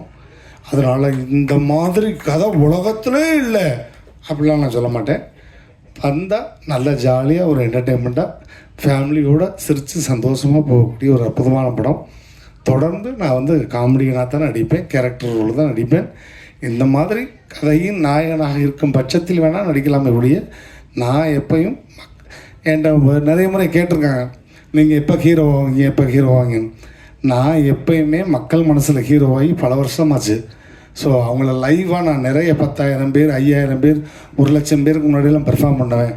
அதனால் நான் மக்கள் மனசில் எப்பயுமே ஹீரோ தான். அதனால் தனித்துவமாக ஒரு படம் எனக்கு தேவையில்லை. நம்ம எப்பயுமே ஒரு நகைச்சுவையாளர், எல்லாருக்கும் பிடிச்ச ஒரு கலைஞனாக இருக்கணும் அப்படின்னு தான். ஸோ தொடர்ந்து நகைச்சுவையாகவே நிறைய படங்கள் எடுத்து பண்ணணும். மீடியா பீப்பிள் நிறைய நிகழ்வில் நீங்கள் வந்து மிகப்பெரிய சப்போர்ட்டிவாக இருந்திருக்கீங்க. கண்டிப்பாக இது ஒரு சின்ன திரைப்படம் தான், பட் இருந்தாலும் இது பெரிய லெவலில் மக்கள்கிட்ட கொண்டு போய் சேர்க்க வேண்டியது தொலைக்காட்சி ஊடக பத்திரிகை நண்பர்கள். நீங்கள் ஆஹா ஓஹோ பிரமாதம் இந்த மாதிரி ஒரு கதை நாங்கள் பார்த்ததே இல்லை அப்படிலாம் எழுத வேண்டாம். படம் நல்லா இருக்குது, போனால் இந்த வெயிலுக்கு கொஞ்சம் நேரம் ரிலாக்ஸாக பார்க்கலாம். ஏன்னா வெயிலுக்கு நாங்கள் வந்து ரிலீஸ் பண்ணுறதே வெயிலுக்காக தான். இப்போ மே மாதம் அடிக்கிற வெயிலுக்கு எங்கடா ஏசியில் போகலாம்னு ஒருத்தன் ஷாப்பிங் காம்ப்ளெக்ஸ் போவான், இல்லைன்னா லவ் பண்ணுற பொண்ணுங்களை கூட்டு ஏதாவது தேட்டருக்கு போவான். அந்த மாதிரி எங்களுக்கு ஒரு 50 பேர் ஒதுங்கினா போதும். டெய்லி ஒரு ஷோக்கு 50 பேர் ஒதுங்கினா அவங்களுக்கான படம் வந்து ஒரு நல்ல ஃபேமிலி என்டர்டெய்னர் படமாக இருக்கும். ஸோ நல்லபடியாக எழுதுங்க. Thank you. I love you all. Thank you. அவர் ரோபோசங்கர் சாரும் சரி, நீங்களும் சரி அப்படி இல்லை. ஆனால் எப்படி அவரை இதில் கலெக்ட் பண்ணியிருக்கீங்க? இல்லை அம்பி அப்படிங்கிறது அது பிராமின் பாஷை தான் சொல்ல முடியாது. பட் இருந்தாலும் அவங்க அதிகமாக உபயோகிக்கிற வார்த்தையாக இருக்கலாம், அதனால அப்படி சொல்லலாம். தம்பியே அவங்க அம்பின்னு. நம்ம தம்பி ஆமாம் ஆமாம் அவங்க தம்பி எங்களை மாதிரி தம்பிகளுக்கெல்லாம் பிடிக்கிற மாதிரி இருக்கு. ஆமாம் ஆமாம் 100% எல்லாருக்கும் பிடிக்கிற தம்பி தான். ஆமாம் எல்லாரும் ரசிக்கிற தம்பி தான், நோ டவுட். சார் சார் அது மாதிரி உங்களுக்கு ஹீரோயினத்துக்கு திருப்பி கஷ்டப்பட்டாருந்தீங்க. ஃபைட் மாஸ்டர் ஃபைட்லாம் வச்சுருப்பாரு, ஹீரோவாக பண்ணியிருக்கீங்க. நீங்கள் என்ன தான் கதையின் நாயகன்னு சொன்னாலும் உங்களுக்கு வந்து நிறைய காமெடி எங்கள் ஹீரோ ஆகிறாங்க. ஆனால் உங்களுக்கு ஹீரோ ஃபேஸ் தான் அது நிச்சயமாக. அதுக்கேற்ற ஹைட் வெயிட்டும் கூட. அப்படிங்கிறப்போ கஷ்டப்பட்டேன்னு சொன்னீங்க. அது உடம்பு முடியாதனால ஃபைட் சீன்ஸ்லாம் எப்படி சமாளிச்சிங்க? அதை நாங்கள் பார்க்குறப்போ ரசிக்கிற அளவுக்கு இருக்குமா? இல்லை கண்டிப்பாக அதுக்கு ரொம்ப தேங்க்ஸ் வந்து ஃபைட் மாஸ்டர் தான் சொல்லணும். நான் எப்போவுமே டான்ஸாக இருக்கட்டும், எனக்கு ரொம்ப பிடிச்சது டான்ஸு, ஃபைட்டாக இருக்கட்டும், நான் உட்காந்து அவங்க கம்போஸ் பண்ணும்போதே நான் உட்காந்து ப்ராக்டிஸ் பண்ணிடுவேன். நான் சாங்லையும் சரி எதுனாலும் சரி, இப்போ காமெடினா இந்த இடத்துல இப்படி தான் யூஸ் பண்ண போகிறாங்க, அதுக்கு நம்ம தயாராகிக்கணும் அப்படின்னு நான் மைண்ட் லெவலில் ஃபிக்ஸ் ஆகி உட்காந்துட்டு டான்ஸு ஃபைட்டு எதுவாக இருந்தாலும் நான் அவங்க ரிஹர்சல் பார்க்கும்போது நானும் அப்படி ரிஹர்சல் பார்த்துருவேன். அந்த மாதிரி எல்லாமே சிங்கிள் டேக்கில் போனது தான். அதனால தான் 3 ஃபைட்டை வந்து ஒரே நாளில் முடிச்சு கொடுத்தாரு. ஸோ அது ரொம்ப கம்ஃபர்டான மாஸ்டர் தான். ரோபோ சார் வந்து ரொம்ப நாளைக்கு அப்புறம் ஒரு நீட்ஃபுல்லான ஸ்பீச் இன்றைக்கி உங்களோடது. முதல்ல வாழ்த்துங்க. ஏன்னா உங்களுடைய மினி பயோகிராஃபியவே நீங்கள் சொல்லிட்டீங்க. ஏன்னா வந்தால் ஜாலியாக ஏதோ காமெடிக்கு ஏதோ பேசி போவீங்க, அது சில நேரம் கான்ட்ரவர்சியாகவும் ஆகும்.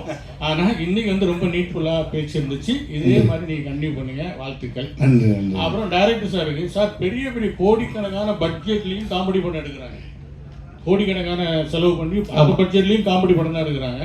ஸோ அது வந்து பெரிய பட்ஜெட்டு, பெரிய சீனு, பெரிய ஸ்டாரு, இதை வச்சு அவங்களால ஈஸியாக சிரிக்க வைக்க முடிஞ்சிருது.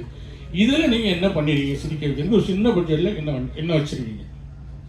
இல்லை பட்ஜெட் அப்படின்றது வந்து ஒருவேளை ப்ரொடக்ஷன் அது நம்பர் ஆஃப் டேஸ் அதை வேணால் நீங்கள் இது பண்ணலாம். ஆர்டிஸ்ட் அப்படின்னு பார்க்கும்போது இதுவும் பெருசு தான். இது ஆர்டிஸ்ட்னு பார்க்கும்போது எல்லாருமே பெரிய பெரிய ஜாம்பவான்கள் தான் நடிச்சிருக்காங்க. அப்படி பார்க்கும்போது இதுவும் வந்து ஒரு ஸ்க்ரீனில் நீங்கள் பார்க்கும்போது ஒரு பெரிய படமாக தான் இருக்கும். வந்து எல்லாருடைய பர்ஃபார்மன்ஸும் இந்த கதைக்குள்ளேயே இருந்துச்சு. இந்த கதையை தாண்டி யாரும் போகலை. எல்லாமே இந்த கதைக்கு என்ன வேணுமோ அதுதான் பண்ணாங்க. ஸ்பாட்டில் எல்லாமே இம்ப்ரூவைஸ் பண்ணி பேப்பரில் இருக்கிறத விடவே அவங்க ஸ்பாட்டில் ரமேஷ் கண்ணா சார்லேருந்து, இமான் அண்ணாச்சி அண்ணன்லேருந்து, கஞ்சா கருப்பு அண்ணன்லேருந்து, ரோபோலேருந்து, நமோ நாராயணா சார்லேருந்து அவ்வளோ ஒரு டெடிகேஷனோட இம்ப்ரூவைஸ் பண்ணி இதை எப்படி பண்ணிக்கலாம், நீங்கள் எப்படி பேசுகிறீங்களா, சரி நான் அதுக்கு தகுந்த மாதிரி இப்படி ஒன்று பேசுகிறேன் அப்படின்னு ரொம்ப ஜாலியாகவே இருந்தது. ரொம்ப ஈஸி தான். பெரிய பட்ஜெட் படங்களுக்கு ஒருவேளை அவங்க நிறைய செலவு அப்படி அந்த வேணால் அதை பெரிய பட்ஜெட்னு சொல்லலாம். பட் இதுவும் அந்த மாதிரி தான். ஆர்டிஸ்ட் நிறைய பேர் இருக்கிறதுனால இது சின்ன பெரிய பட்ஜெட்னே சொல்லலாம். ஸ்க்ரீனில் பார்க்கும்போது அவ்வளோ பேக்டாக இருக்கும். வந்து காமெடிக்கு இது 100% சின்ன பட்ஜெட் பெரிய பட்ஜெட்லாம் இல்லை. ஆமாம். அடுத்து தொகுப்பாளி நீங்கள் தான் கேள்வி. எல்லாத்துக்கும் வந்து ரிப்போர்ட்டர்ஸுக்கெல்லாம் வந்து இது மாதிரி அவருக்கு உடம்பு சரியில்லாம போச்சு, 2 வருஷம் ஜாண்டிஸ்ல இருந்தேன், பத்திய சாப்பாடுலாம் சாப்பிட்டேன்னு சொன்னாங்க. அதனால நான் அவங்க பேசினதுக்கு அப்புறம் ஒரு இது சொல்லணும் இல்லையா, அதுக்காக இப்படி சாப்பிட்டு உடம்பு பாத்துக்கணும் அப்படின்றது நம்ம பாத்துக்கணும். நம்மள ஹெல்த் இஸ் வெல்த். அதுக்கும் நான் அணிஞ்சிருக்க உடைக்கும் நான் உடை தப்பா சொல்லல. நீங்க அணிஞ்சிருக்கிற உடை வெயிலுக்கு ஏற்ற உடையா சரியான உடையான்னு கேட்டேன். ஆமான்னு சொல்லலாம், இல்ல இல்லைன்னு சொல்லலாம். இல்ல இந்த கேள்விக்கு எனக்கு பதில் சொல்ல தெரியல, சாரி. சரி. சோ சார் நீங்க எல்லாரும் பயங்கரமா என்ன வந்து சாரி சார் சரி எல்லாரும் அதிகமா என்ன பாராட்டினீங்க, நடிக்கணும் அப்படியெல்லாம் சொன்னீங்க. ஸோ நான் இப்போ சின்ன சின்ன கேரக்டர்ஸ் பண்ணிட்டு இருக்கேன் படங்கள்ல, ஃபிலிம் ஃபெஸ்டிவல் படங்கள்ல கதையின் நாயகியாகவும் நடிச்சிட்டு இருக்கேன். ஸோ இன்னைக்கு நீங்க சொல்ற வார்த்தைகள்லாம் எனக்கு ரொம்ப சந்தோஷமாகவும், இன்னும் நிறைய எஃபோர்ட் போடணும், இன்னும் நிறைய ஹார்ட் ஒர்க் பண்ணணும் அப்படின்ற ஒரு பூஸ்டாகவும் இருக்கு. Thank you so much for that.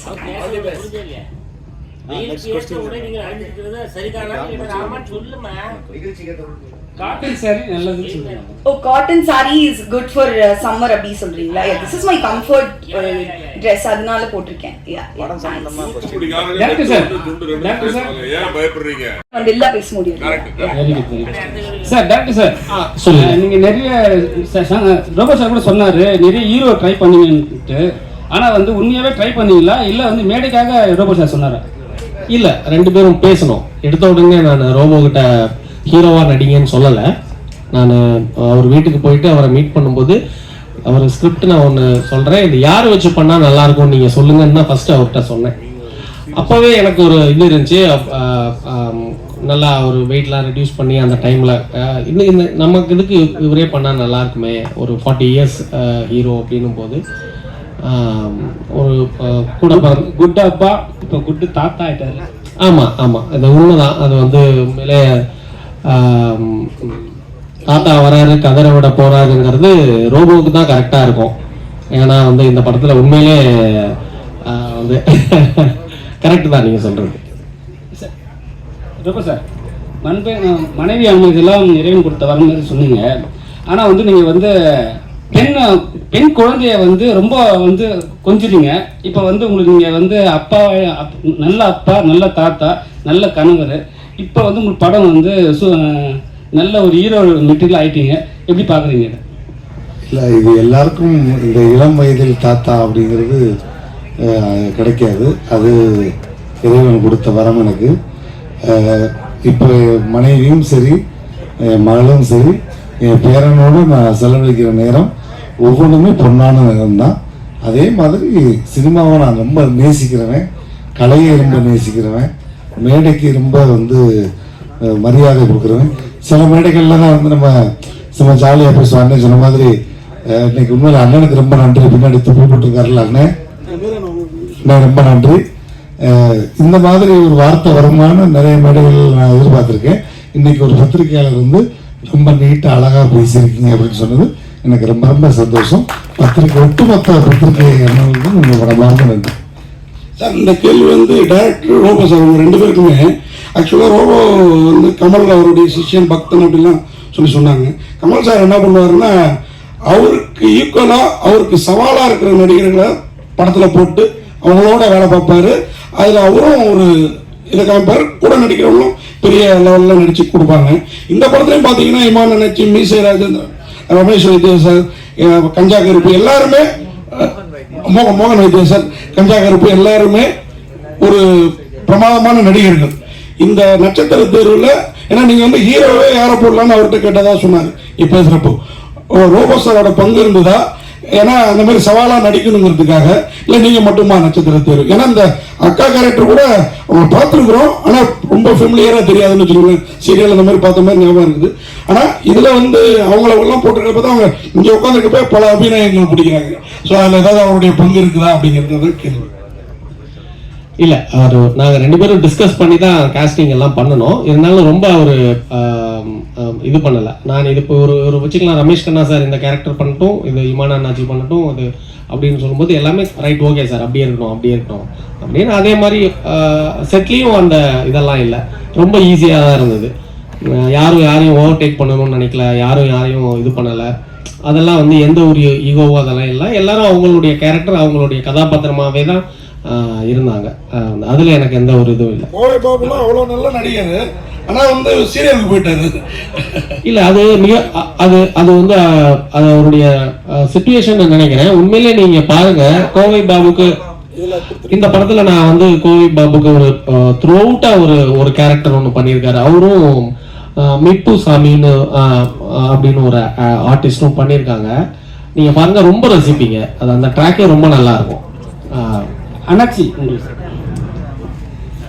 நேற்று வந்து சிம்பு சார் ஒரு வார்த்தை சொன்னார், தமிழ் சினிமாவில் காமெடி நடிகர்கள் குறைவாயிட்டாங்க, அதனால் வந்து திருப்பி வந்து காமெடி நடிகர்லாம் புதுசாக வரணும்னு சொல்லியிருக்காங்க. அதை நீங்கள் எப்படி பார்க்குறீங்க? இன்னும் அவர் கூட நடிக்கலைங்கிறத ஒரு சொல்லியிருப்பாரோ? அவர் கூட இல்லை, இப்போ என்னன்னா சந்தானம் வந்து ஹீரோ ஆகிட்டாரு. ஆமாம், திரும்பவும் காமெடி தான் மறுபடியும் வராது. அது மாதிரி காமெடியர்கள் குறைவாக இருக்கிறார்கள் அப்படிங்கிறத நம்ம ஏற்றுக்கிட முடியாது. நிறைய பரவி கிடக்கிறாங்க. அவர்களுக்கான அந்த வாய்ப்புகளும் நேரங்களும் வரல அப்படிங்கிறது தான். அதானே, காமெடியர்கள்லாம் வந்து ஹீரோவுக்கு மாறிட்டாங்க, அதுக்கப்புறம் காமெடியாக வரமாட்டாங்க, கண்டிப்பாக வரணும்னு சொல்றாரு. அதாவது ஒருவேளை சந்தானம் சார மனசு வச்சு கூட சொல்லியிருக்கலாம். ஏன்னா காமெடி குறைஞ்சி போச்சு அப்படின்ற மாதிரி. அது யாரை மனசில் வச்சு சொன்னாருன்னு அவருக்கே வெளிச்சம் என்ன. அதனால் காமெடிகள் பாருங்கள், மேடையில் ஃபுல்லாகவே இருக்கிற எல்லாருமே காமெடிகள் வைப்போம். அதனால் வாய்ப்புகள் கொடுங்க. இப்போ அண்ணன் சொன்னார்ல, கோவை பாபு தான் அருமையான திறமையான ஆள். ஆனால் அதுக்கான அந்த நேரம் காலம் வாய்ப்புகள் அந்த சினிமான்றது அதிர்ஷ்டத்துக்கு தான் வரும். அந்த அதிர்ஷ்டமும் சேர்ந்து வரும்போது நிறைய இன்னும் காமெடி நடிகர்கள் கேரளாவை போலவே தமிழ்லேயும் நிறைய பேர் வருவாங்க அப்படின்றது மாற்றுக்கிறது இல்லை. இப்போ வந்து படத்தோட ப்ரமோஷனுக்கு ஹீரோயின் எல்லாம் வரது கிடையாது, தொடர்ச்சியா வந்து காமெடி நடிகர்களும் வரது கிடையாது. நீங்களே பார்த்துருப்பீங்க, நிறைய ப்ரொடியூசர்ல வந்து இங்க மேடையில வந்து யாரும் வரது கிடையாது சொல்றாங்க. அதெல்லாம் எப்படி பாக்குறீங்க காமெடி நடிகரா? படத்தோட விளம்பரத்துக்காக நினைக்கிறேன். அதுதான் படத்தோட விளம்பரத்துக்காக நினைக்கிறேன். இப்போ நான் தான் இப்போ நம்ம அண்ணன் பாம்பு கூட சொல்லி அனுப்புனேன்.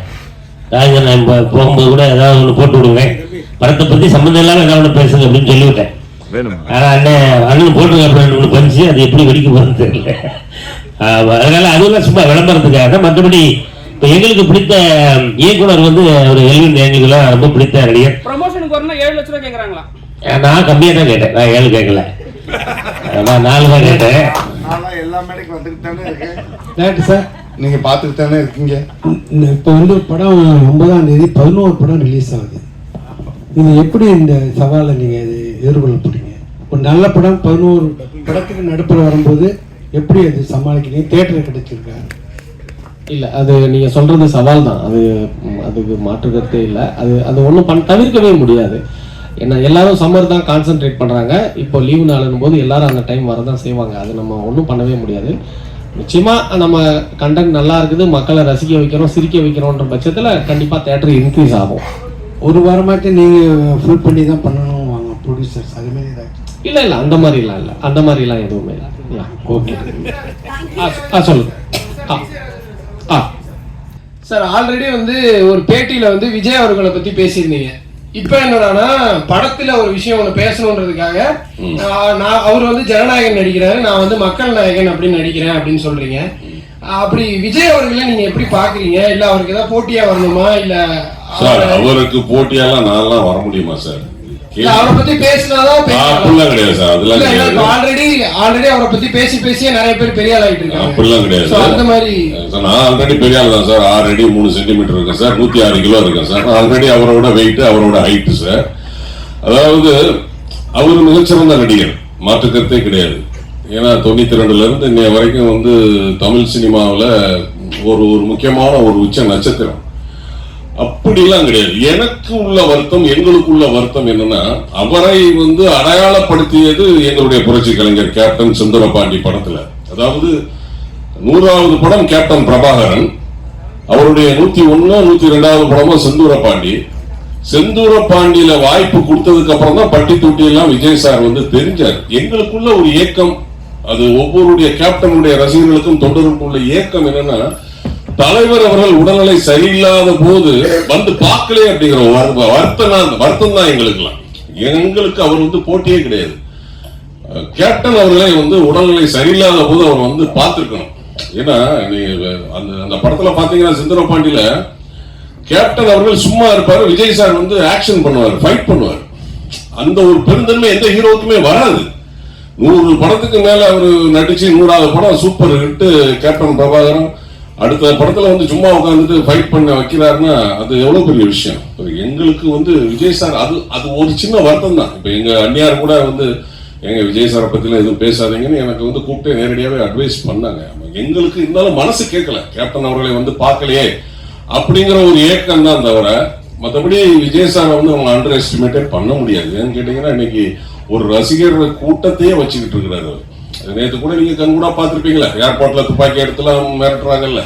நீங்க இதை நான் உண்மையை சொன்னா உங்களுக்கு கோவம் வந்துடும். எந்த தலைவராவது போகும்போது இந்த மாதிரி துப்பாக்கி எடுத்து காட்டியிருக்காங்களா? இல்ல கேப்டன் வந்து எத்தனையோ இடத்துக்கு போயிருக்கிறாரு, அவரெல்லாம் எப்படியா வந்து கத்திய துப்பாக்கி எல்லாம் எடுத்து காட்டிட்டு இருந்தாங்க கூட போனவங்க. இல்ல வேற தலைவர்கள், அம்மையார் ஜெயலலிதா போகும்போதோ, டாக்டர் கலைஞர் அவர்கள் போகும்போதோ, இல்ல வேற தலைவர்கள் போகும்போதோ இந்த மாதிரி காட்டினாங்களா? நம்ம இப்பதானே நேரடியா பாக்குறோம். அதுதான் எங்களுக்கு வருத்தமா இருக்கு. அந்த கலாச்சாரம் எங்களுக்கு வந்து கஷ்டமா இருக்கு. நாங்க வந்து எப்போதுமே கேப்டன் வழியில வந்தவங்க, வெட்டு ஒண்ணு துண்டு ரெண்டு, உண்மையா பேசுவோம், ஸ்ட்ராங்கா பேசுவோம். கேப்டன் ஏன் பயப்படுறீங்க, உண்மையை பேசுங்க அப்படின்னு தான் சொல்லுவாரு. நாங்க அதைத்தான் வந்து நாங்க வந்து சொல்றோமே தவிர எங்களுக்கும் அவருக்கும் போட்டியே கிடையாது. அவர் மிகப்பெரிய ஒரு நடிகருங்க. இந்த இடத்துக்கு அவர் வந்திருக்காருன்னா அதெல்லாம் சாதாரண விஷயம் கிடையாது. அவருடைய உழைப்பு, எத்தனை ஃபேன்ஸ் நீங்க வந்து தமிழ்நாடு, ஆந்திரா, கர்நாடகா, கேரளா 4 ஸ்டேட்ல எவ்வளவு ஃபேன்ஸ் அவர் வச்சுட்டு இருக்கிறார். நான் போய் அவருக்கு போட்டியா சொன்னோம்னா அதெல்லாம் வந்து ரொம்ப அபத்தமான விஷயம். ஏன்னா நானும் அவர் கூட ஒரு 7 படம் நடிச்சிருக்கிறேன். ஸோ வந்து அவரை வந்து நம்ம வந்து போட்டிலாம் நாங்கள் ஏற்றுக்க முடியாது. அது வந்து கேள்வியே வந்து ரொம்ப இதாக இருக்கு. பட் எங்களுக்கு வருத்தமாக தான் கேப்டனை வந்து அவர் சந்திக்க வரலையே அப்படிங்கிற ஒரு வருத்தமாக தவிர வேற எதுவுமே கிடையாது. சார் ரோபோ சார் பொதுவாக விக்ரம் சாரோட கேரக்டர் நேம் தான் டைட்டில் அம்பின்னு வச்சிருக்கீங்க. ஸோ எஸ்கே சார் வந்து ரெமோன் வச்சு அது பயங்கர பிளாக் பஸ்டர் ஆயிடுச்சு. ஸோ இந்த அம்பிக்கு எந்த அளவுக்கு நீங்க எஃபர்ட் போட்டிருக்கீங்க, எந்த அளவுக்கு பயங்கரமா வந்திருக்கு? இல்லை, அம்பின்ற ஒரு பேரு வந்து ஒரு சாதுவான கேரக்டர் தான். அது எதை பார்த்தாலும் பயப்படும், ரொம்ப சாதுவான கேரக்டரு. ஸோ அந்த மாதிரி ஒரு சாதுவான கேரக்டர் பண்ணக்கூடிய விஷயங்கள் ஆப்போசிட்டில் எவ்வளோ ப்ளஸ்ஸாக மாறி அந்த ஹீரோவுக்கு அடாப்ட் ஆகுது அப்படிங்கிறது தான் கதை. ஸோ என்னால் முடிஞ்ச அளவுக்கு பண்ணியிருக்கேன். அதுக்கப்புறம் இயக்குனர் மக்களும் சொல்லணும். உங்களுக்கு ஒண்ணு ஸோ நீங்க வந்து அட்வைஸ் பண்ணீங்க, எங்க ஹெல்த்தை பத்தி பயங்கரமா அட்வைஸ் பண்ணீங்க. ஸோ சம்மர் வின்டரோ ட்ரெஸ் போடுறோமான்றதுதான் மேட்ரு, என்ன ட்ரெஸ் போடுறோங்கிற மேட்ரு கிடையாது. ஸோ நீங்க பயங்கரமா பண்றீங்க, பயங்கரமா பண்ணுங்க. Super, thanks.